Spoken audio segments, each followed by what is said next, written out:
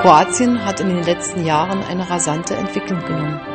Reformen bei der Wirtschaft, im öffentlichen Bereich und in der Justiz haben das Land zu einem Motor Südosteuropas gemacht.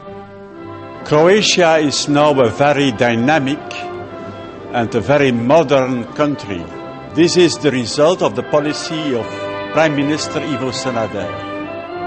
I think Croatia will be one of the very successful countries of Europe in the years ahead.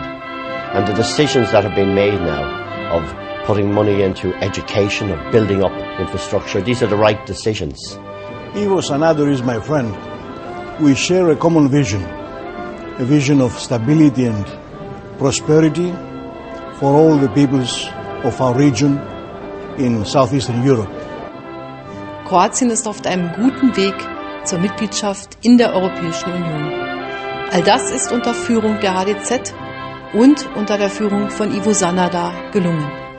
Dass Kroatien in der Person von Ivo Sanader über einen hervorragenden Staatsmann verfügt, der überall in Europa beliebt ist, der großen Einfluss hat auf dessen Wort es in Europa ankommt. Kroatien braucht eine starke Stimme nach außen und Ivo Sanader ist das Gesicht Kroatiens in Europa.